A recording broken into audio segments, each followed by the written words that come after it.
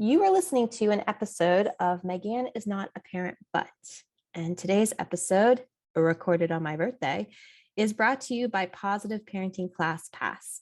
6 simple positive parenting classes to kickstart your positive parenting journey. You can start today at bekindcoaching.com/classpass.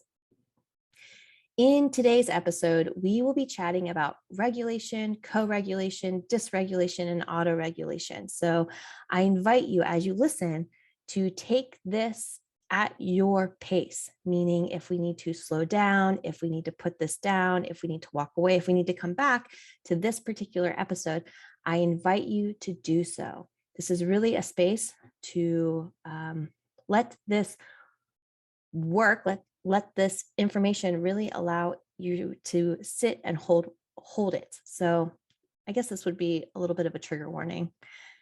Meet yourself and take care of yourself as we go through this episode. Without further ado, let's get cozy, grab your notebook, and let's dig in. Welcome to Megan is Not a Parent But, the podcast where I, your host, Megan Ford, former early childhood educator turned positive parenting coach, helps parents just like you learn how to deal with your strong-willed child's difficult behavior. I've been described from my clients as a blend between Brene Brown and Miss Frizzle, you know, the one from the Magic School Bus. I help bring awareness and hold space for the hard conversations and make big concepts like behavior and relationships and temperaments easy to understand and easy to implement.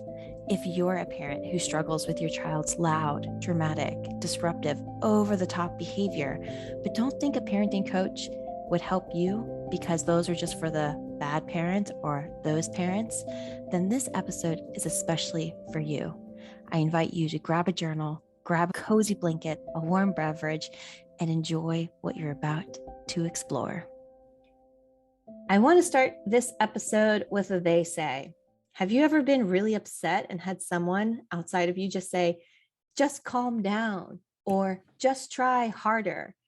And I want to say that calming down is a process. It is not a command in which someone can instantly comply.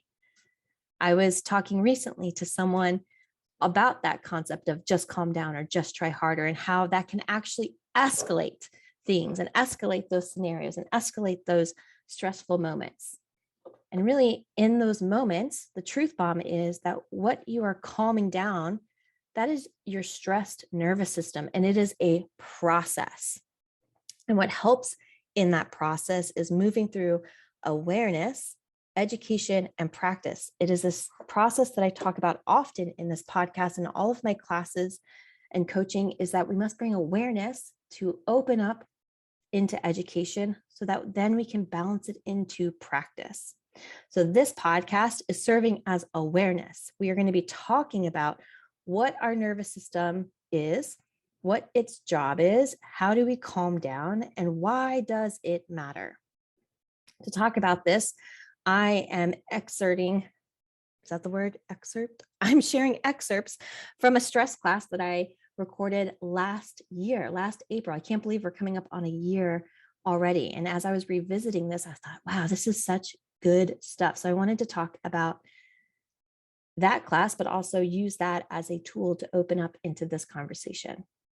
So inside of our nervous system, it is our stress reactions, and our stress reactions are responses from our nervous and hormonal systems. So when we're talking about our nervous system is our brain, our spinal cord, and all of the nerves that are running through the body. In our control is our muscle movement. Outside of our control is our heartbeats, our digestion, and our stress response. The autonomic part of the nervous system is the part that works automatically. It has the built-in system to maintain balance or maintain regulation.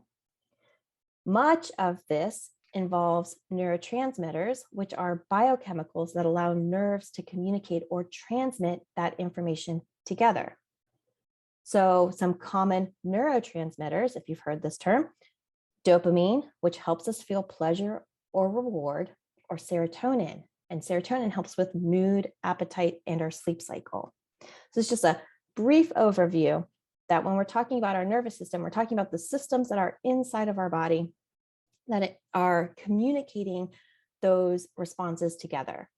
So when we're thinking about regulating, we're thinking about how is it like the body's thermostat? So when things get cooled down, we will rest. That's when our parasympathetic nervous system kicks in, i.e., that allows us to digest food, that allows us to absorb nutrients, and that allows us to have a strong immune response. Again, this is something that's happening outside of our control in moments of rest, allowing our body to calm down, allowing those systems to process and navigate. When things heat up, we start to heat up and creates a lot of energetic flow, our sympathetic nervous system kicks in. So what ends up happening is we go onto alert. Our pupils dilate, our heart rate increases, our sweat becomes activated. And what that does is that it turns off our growth and digestion. Those are now processes that have to come to a complete pause because now we are engaged, right? Our parasympathetic helps ease into rest, allows us to process and grow, and our sympathetic kicks on so that we are in alert. And this process is normal. When we calm down and rest and we kick up into stress, that is normal. So that when we encounter threats, like real threats, like bears in the wild, that our nervous system puts us on alert. We're like, high alert. Our pupils dilate. We start to have some sort of response to it. It primes us for our survival. And then in moments when it's just a teddy bear, it allows us to calm, soothe, and rest. So in this continuation of behaviors, communication, and what are we communicating in our verbal and nonverbal, the next movement into this is understanding that how we behave through stress depends on the levels of stress that we are in. Are they healthy levels of stress? Are they episodic levels of stress? Or are we leaning into chronic and toxic levels of stress? What are our coping skills? How are we coping through those stressful moments? And the duration, what is the time? How long have we been in this moment of stress? Another thing for your children and for us as children is the levels of support from our primary caregiver, i.e. co-regulation. How were we supported in childhood in our own moments of stress? So that is a brief intro, kind of introducing our nervous system, understanding its job, understanding when it kicks on and kicks off. And it's just a little bit of a foundational intro into getting us all on the same page so that now we can start to talk about the 4 definitions of today's podcast. What is regulation? What is dysregulation? What is co-regulation? And what is autoregulation? If all of that information, I just took like a whole bio course and like condensed it into, I think, about 5 minutes. So if this is something you want to know more about, I'll be putting up the stress course in a future date, so you can dig into it there. You can go back and re-listen, or you can take that information and continue on your research acquisition. So let's talk through those definitions. So what is regulation? Regulation is the ability to exert control over one's own emotional state. Like that little dial that's in control. Regulation is the ability to say, oh, wait, I am kicking on the heat, so I need to cool myself down. Or, hey, I actually need things heated back up. That regulation is the turning of the dial, the ability to exert control over one's own emotional state. Dysregulation is a poor ability to manage that emotional response or to keep it within an acceptable range. So imagine if it is in the middle of the summer and you have your heat on. You might start sweating a lot more. You might be lethargic. You might be drinking a lot of water because your body is trying to regulate itself. Imagine in the dead of winter, if you lived in Alaska during a blizzard and you had your AC running, it might freeze your pipes. You might get hypothermia because we are not attuned in regulating back into zones of comfort. So it's regulation, dysregulation, co-regulation. Co-regulation is a warm and responsive interaction that provides support, coaching, and modeling for children. So when their gauges are cranked all the way up, co-regulation helps come in and helps teach them how to regulate themselves. It helps them understand and express and modulate their thoughts, feelings, and behaviors. And then finally, autoregulation or self-regulation is regulating yourself without intervention from external bodies. So it's the ability to now do that for yourself without any reliance on outside forces. So to break down regulation, we can look at it and think about it as in understanding the nervous system scale and then understanding that dial. So when we're talking about nervous system or sympathetic and parasympathetic, we can look to it as a scale. It goes from bottom up. So all the way on the lower end, when things are all the way cooled off and you are in a place of total rest, you're asleep. That's when we rest into sleep. It's no surprise that when we create a lot of chaos and stress around bedtime, why it's hard to sleep. Or when we're going through a stressful point in our own life, it is hard to sleep. I even saw an ad the other day talking about credit card debt and talking about how it's disrupting your sleep. When we're not able to fully release into it, again, this is something that is happening outside of our control. When something is going on and it's kicking on the heat, it makes it hard to go to sleep. So sleep is on one far end. On the other far end, on the other side of it, if sleep is all the way rested, all the way on the other side is a total stress response, which is fight, flight, freeze, and fawn. It's on the opposite end of the spectrum. And all the way in the middle of it is all of the variations. So we can go from asleep to drowsy, from drowsy to hypo-aroused, hypo meaning under-aroused. Then we enter into calm, focused, and alert. And then we tip into hyper-aroused or over-aroused. And then we go into all the way on the other side of the scale is the fight, flight, freeze, fawn.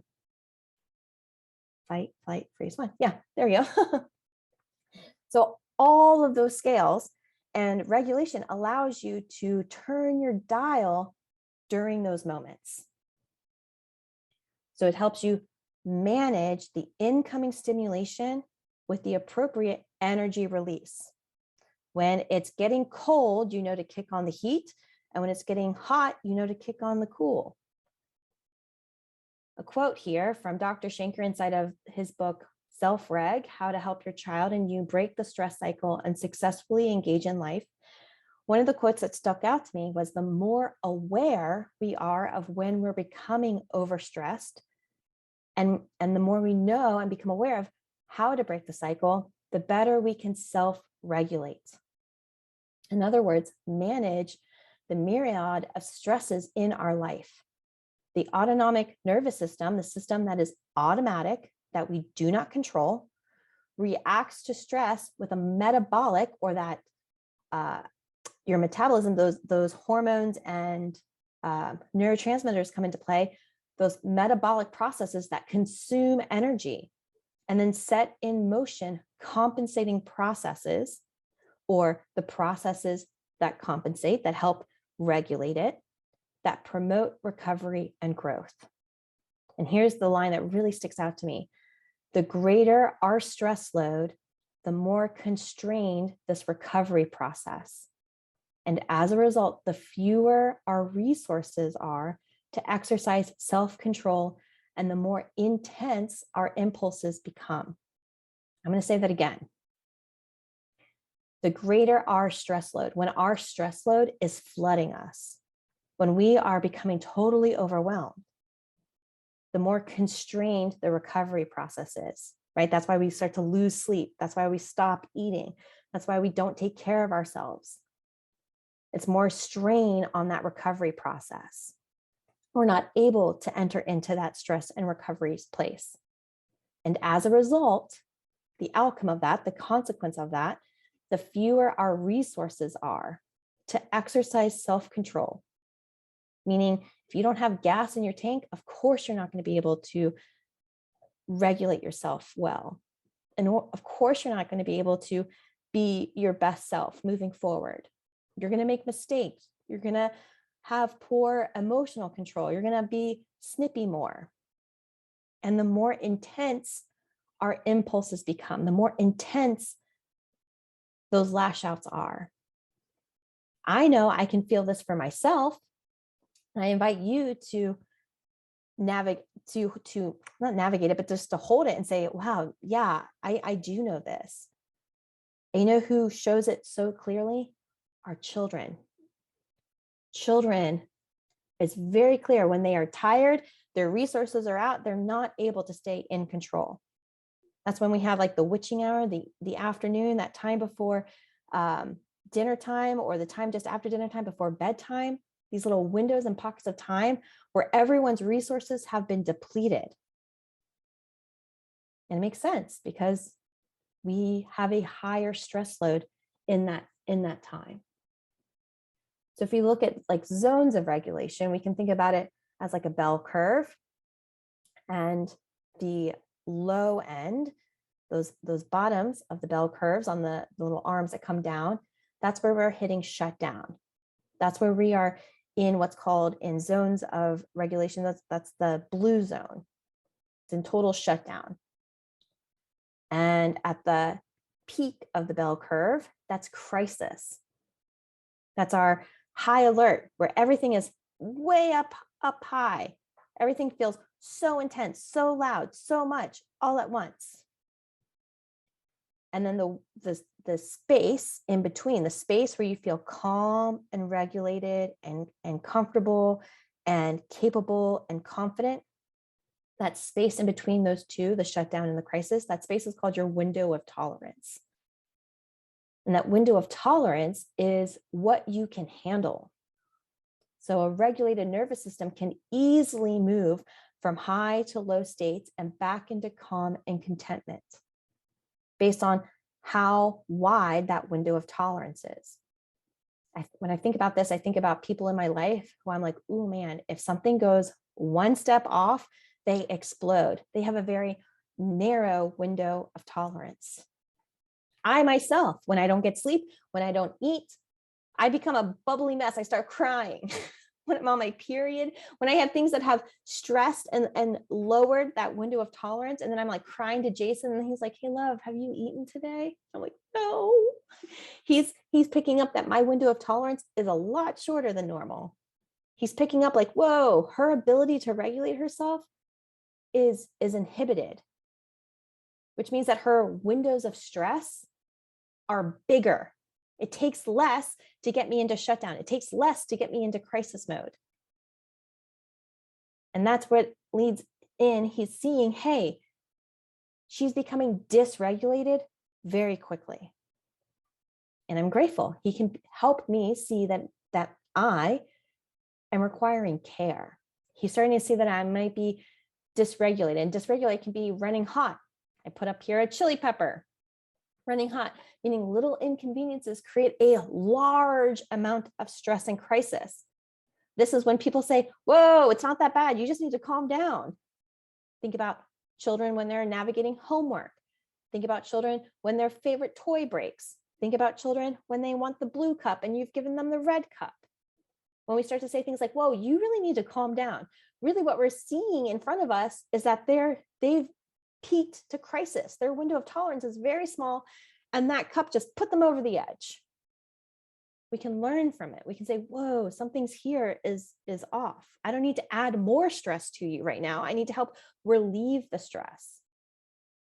And on the flip side, when they start to run cold, like an ice cube, That means that any inconveniences create a high amount of shutdown. When they start to avoid things, when they start to discount things, when they start to not show up into places. And that's when we start to say things like, you need to just try harder, right? Come on, just give it your all. Just try harder. It's not that bad. You loved it last week. You're going to love it again.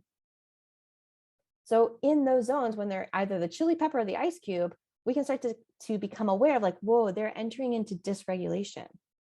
That window of tolerance might be very small, and it doesn't take a lot of things to trip them into crisis or shutdown. I quote here Dr. Delahook, and she has a book called, the title of it, just Beyond Behaviors. Thank you, brain. Thank you.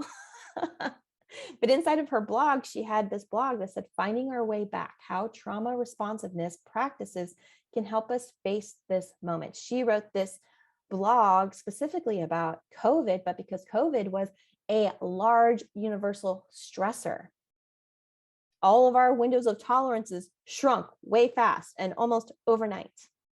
So inside of that blog, she writes, in order to learn, children need to feel regulated in their bodies. How do we help them to regulate themselves? We redefine behaviors beyond the surface level. You hear this from me often. We've got to get out of the surface behavior. Unfortunately, too many teachers, I'm going to substitute adults, have been trained to focus on getting children to comply rather than emotional regulation, which is what they need. The more challenging the behaviors, the more vulnerable the child's nervous system is. Ross Greene frames it this way. Behaviors are the signal. It's the communication, right? Just like in last week's podcast, what is the verbal and what is the nonverbal communication? Those behaviors are speaking loudly. Those are the signal and should not be the target of interventions. We shouldn't punish children for the signals they send, but rather use them to discover what lies beneath. How does the child feel unsafe on a psychological level? Now, more than ever, physiological level, not psychological level. I'm reading and I read that word wrong. Physiological level. Now, more than ever, we need to go beyond behaviors to the underlying meanings. So it starts with us, the adults in the room. Children want to please us. Children want to be connected to us. And if they can't, there is a reason. And I underline that. There is a reason. So when you are acting a certain way, or they are acting a certain way, or anyone in your life is acting a certain way, they're acting in that way for a reason. There is a reason. And you, as the person of power in the parent-child relationship, right? The parent, it's got to do the work first, is to become curious to what's going on, not to fix and rescue, but to ease and support. How can I soothe them in those moments? So to visualize dysregulation, it's that same bell curve, but a dysregulated nervous system has a wider space for crisis and a wider space for shutdown.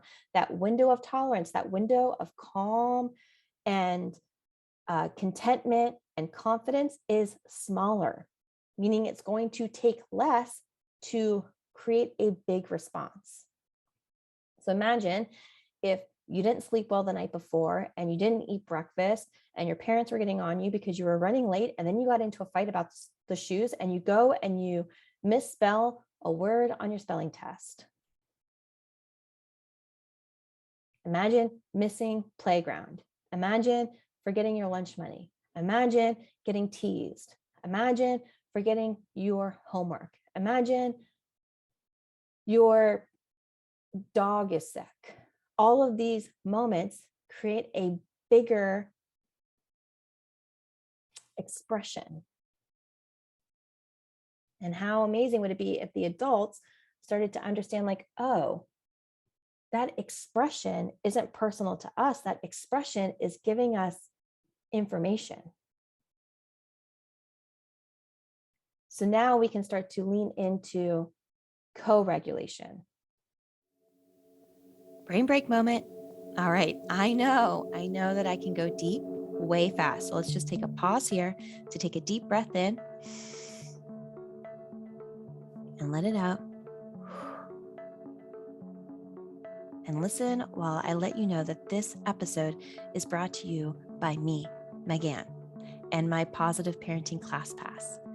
Positive Parenting Class Pass are 6 simple positive parenting classes to kickstart your positive parenting journey.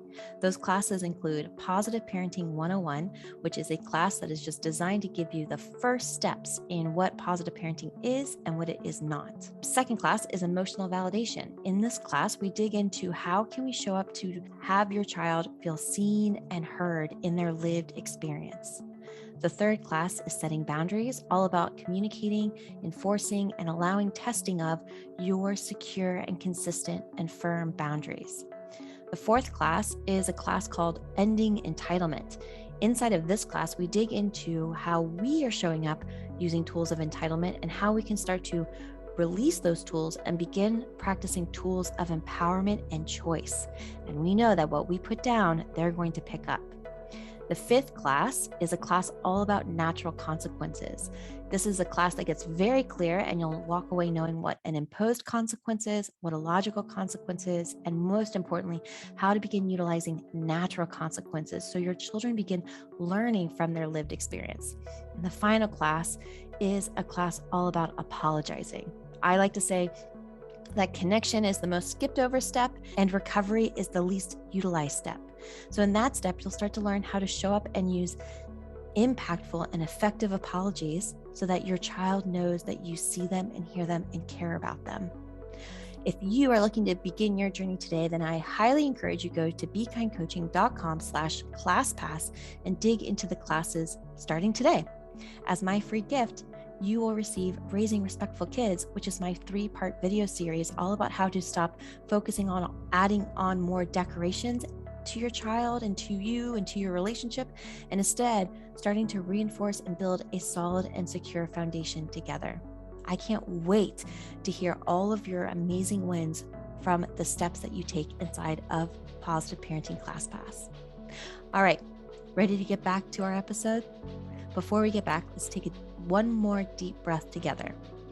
And take a deep breath in and let it out. And let's go. Co-regulation is the adult supporting the child in moments of stress with the goal to soothe and process the stress. In those moments, we start to regulate our own thermostat so then we can help the child regulate their thermostat. We become the support and not the weight. We start soothing the stress, not adding more stress to it. So co-regulation here, quoting Kevin Hull from his blog, The Role of Co-Regulation in Parenting, co-regulation is a neuro-relational phenomenon that occurs when 2 or more brains are in synchronous connection. Basically, the brains are in tune with each other. This attunement brings a sense of connection, which translates to safety. Our brains constantly assess our environment for safety, and our senses are used to evaluate the appearance and behaviors of others. Once the sense of safety is identified, there is a myriad of reactions that bring our levels of arousal to match those around us. So co-regulation is sharing your calm, not sharing your chaos. When your child brings their chaos to you, you're able to help them regulate themselves.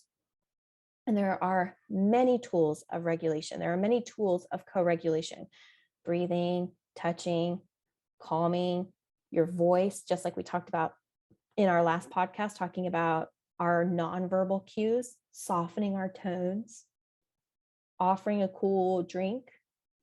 Some people have ice to kick on their nervous system back to regulate themselves. Sometimes it's going for a walk. Sometimes it's listening to music. There's so many tools. And the important part about this is that each of those toolboxes are going to be unique to the person. So no 2 people have the exact same toolbox, because no 2 people's system is the same. No 2 people's window of tolerance is the same. No 2 people's stress responses are the same. And in this series, doing your part means owning your side of it. Knowing what your toolbox, how can you create a toolbox so then you can share those tools? So to put a visual to this, co-regulation is when the adult is regulated, meaning they have a wide window of tolerance, and the child comes to them feeling stressed. They have a very narrow window of tolerance. And then through the process work together, we enter in a state of co-regulation, meaning we are both regulated. We both have wide windows of tolerance. So in co-regulation, some notes to remember is to expect reactivity in the other person. Why? Because the other person is quick to stress, is quick to shut down, quick to lash out. Their responses are going to be big. Their words are going to be bitter. Their attacks are going to be strong because they are in a stress space. What we can also do in co-regulation is model our own emotional regulation, right? We are sharing what we have with the child because this is a asymmetrical relationship. We are sharing ours with them. Their role is to bring it to us so then we can help soften the waves together. You can also get below eye level. You can start using fewer words. You can start reading nonverbal communication. And the last is doing your part, being able to be present, attune, resonate, and build trust. Something to note about co-regulation is that you can also share co-dysregulation. So dysregulation is when the adult is calm and the child is stressed, and then we become stressed as a result. We now, both the adult and child, are both stressed. We have now shared our stress. This is when our boundaries are unclear and our discernment is unpracticed, and we then take on theirs. On the flip side, it can work in the opposite way where the child is calm and the adult is stressed, and the adult shares their stress to the child. And then again, both becomes dysregulated, both becomes higher in stress. In co-dysregulation, I always think about this quote from Chaim Ganot from his book, Teacher and Child, a book for parents and teachers. It's one of my very favorite quotes. I feel like I've quoted it no less than 3 times on this podcast and multiple times in my life. Just pops up. This quote is about accountability. And in it, he says, I have come to the frightening conclusion that I am the decisive element. It is my personal approach that creates the climate. It is my daily mood that makes the weather. I possess tremendous power to make life miserable or joyous. I can be a tool of torture or an instrument of inspiration. I can humiliate or humor, hurt or heal. In all situations, it is my response that decides whether a crisis is escalated or de-escalated, and a person humanized or dehumanized. If we treat people as they are, we make them worse. But if we treat people as they ought to be, we help them become what they are capable of becoming. And I feel like when we're thinking about dysregulation, this is a beautiful quote that says, hey, you can share your calm or you can share your chaos. And when someone brings chaos to you, there's such a beautiful opportunity to share your calm, to help them by becoming a support. And when they start to learn how to be supportive and supported, and they learn these tools for themselves, then they can shift into autoregulation. So autoregulation is doing the work to regulate your own emotions during times of stress. It's also called self-regulation. So these foundational skills are developed with the caregiver early in our childhood. And many therapies seek to cultivate these skills that weren't modeled for us for those of us who have gaps, myself included. Learning these tools, helping build these toolboxes, helping feel these moments of stress, helping to widen those window of tolerances is work that we all do, especially if it wasn't modeled for us. So when we're thinking about autoregulation, swinging back into excerpts from the stress class, those tools to auto-regulate, to self-regulate, those tools can be maladaptive or they can be adaptive. Maladaptive means that they are serving you in hurtful ways. They might soothe the stress, but it might be a short-term fix where long-term starts to create more stress ultimately. Or they can become adaptive, and adaptive means that they are helpful for you. They are something that you can take long-term. So in adaptive, I broke them down into over control and passive. Those are two forms of maladaptive auto-regulation. So when we think about over control, examples of this could be solving made up problems. Like you are prepared for all of the problems so that if any problem comes up, you have a solution for it, no worries. It can also be micromanaging, where now we're shifting into solving all of the problems for other people. That's how prepared you are. So we can start to think to ourselves, like in terms of like, what does this sound like? It sounds like if I do fix this problem, then it will fall apart again. Or I have to push myself harder, or I have to be perfect, or I have to keep it under control, or don't worry, I've got a solution. Don't worry, I got it. Just give it to me, I'll do it. On the flip side of that is to be passive. So to be passive is to deny responsibility, reject it. We talked about this the other day on during morning intentions inside the Facebook group, where we now reject it away. Like it comes in and we're like, nope, we've put up the defenses. It can't permeate through. We've now become passive. We relinquish control. That's when we go into like, I don't care. It's no big deal. It's fine. We now like have relinquished it. Instead of over controlling, now we've just surrendered and pushed it away. We're like, nope, goodbye, control. And here being passive also is to avoid something, to complain about something, to become the victim in it. And that sounds like there's no use in trying, or I have no clue what to do, or why is this happening now, or why is this happening to me, or a total like, well, it is what it is. There's no use in me fighting because it just is what it is. So it's like we've totally taken a passive role. So those are forms that serve in the moment, right? It serves in the short term, but when applied long term, it can become maladaptive, where then we're going to keep hitting the same problems over and over and over again, because those strategies are limited in their function. They may get us out of a problem initially, but it's not setting us up for success in the long term. In that space, we look into adaptive processes. So adaptive processes can be broken down into active and surrender. So when we're thinking about active means to take an active approach. It means to rely on resources. It means to ask for help. It means to do the work to get into a space that you can start to problem solve through from a calm, cool, and collected space from within the window of tolerance. I can't tell you how good I am at solving my problems in a state of stress or in a state of shutdown.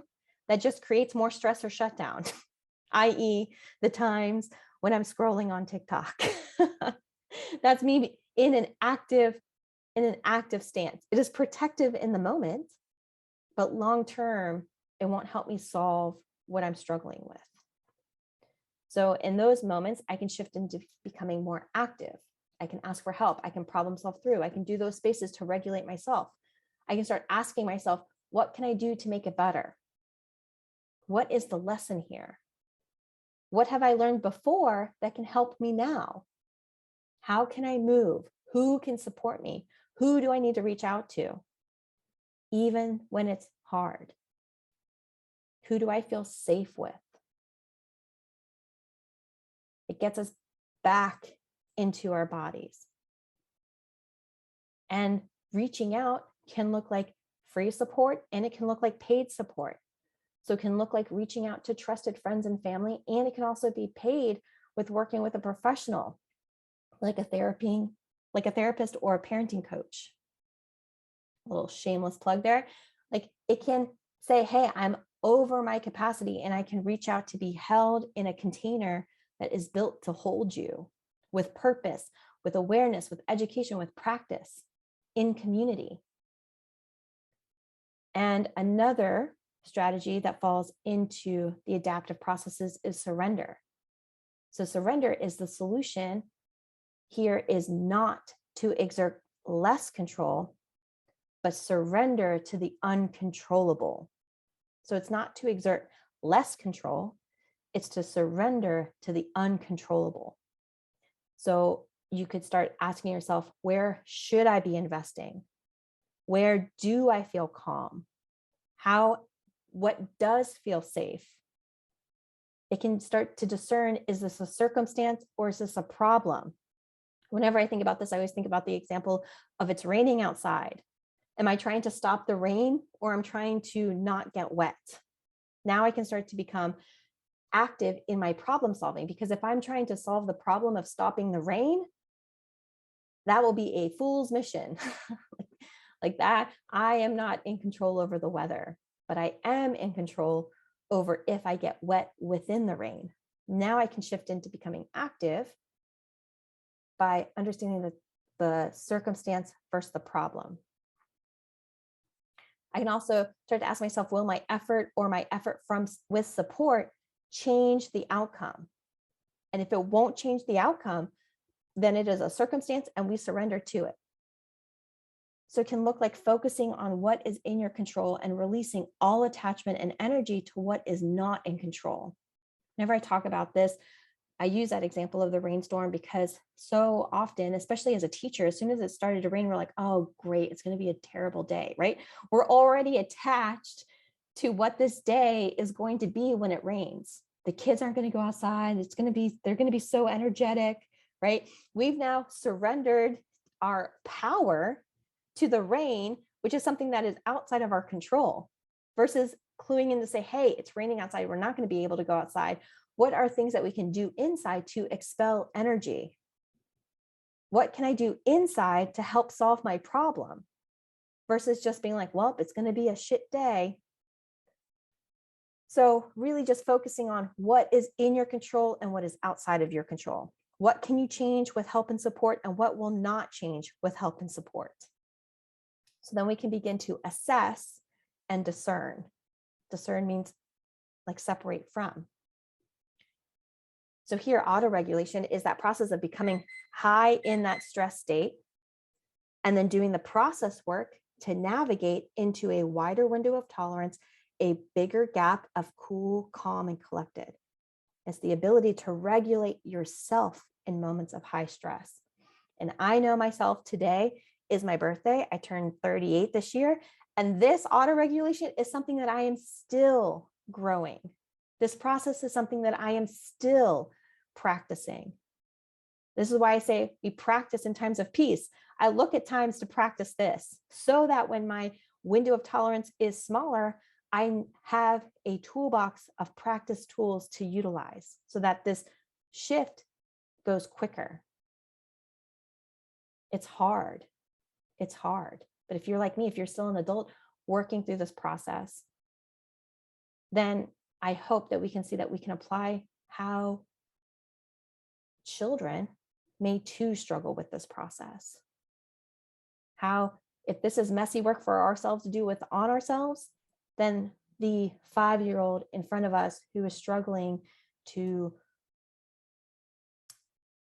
get their homework done, get their shoes on, play with friends, be nice to their siblings, how it may be a struggle for them as well. How when we're going through moments of stress, like a new baby, a move, a transition of any point that closes those windows, how we can start to now soothe in it by giving grace, by bringing in supports, by lessening our load in other spaces, so that now this process can be one that we can do together.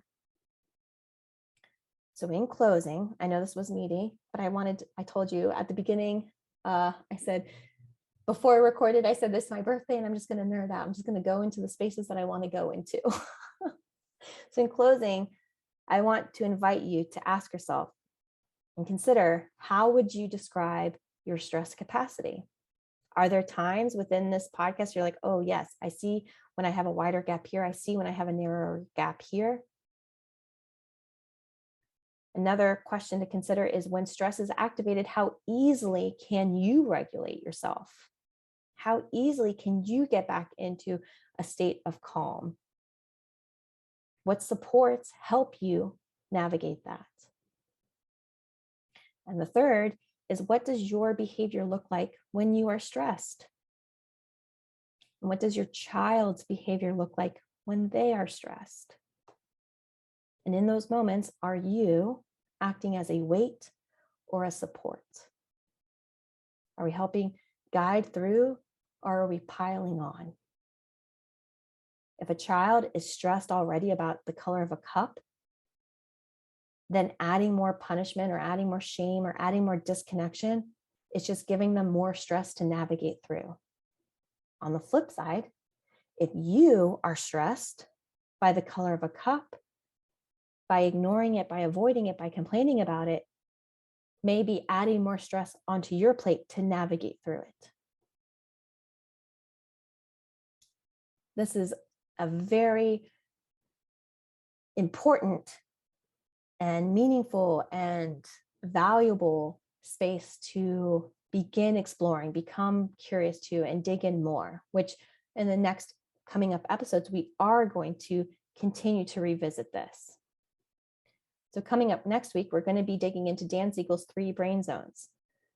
We're going to be talking about lower brain, midbrain, executive brain. We're going to talk about the brain that wants safety, the brain that wants love, the brain that can think. It pairs in with this space of stress. And if you want to come join live, I invite you to come join live and stay for the Q&A after. And you can find the Zoom room link posted in our Facebook community, Positive Parenting with Megan Ford. For this episode, I'm excited to see your work. If you've taken notes or have any thoughts or takeaways, I want to know it.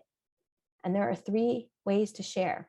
The first is to leave a review on Apple Podcasts, which I put out a call today. It's my birthday, and I invite everybody to go to Apple Podcasts and leave a review. It's my birthday wish. Second is to share your thoughts and takeaways on social media and tag me. And third is to share your thoughts inside the dedicated post inside of our Facebook community, Positive Parenting with Megan Ford. And if you've made it to this part of the podcast, I want to say thank you.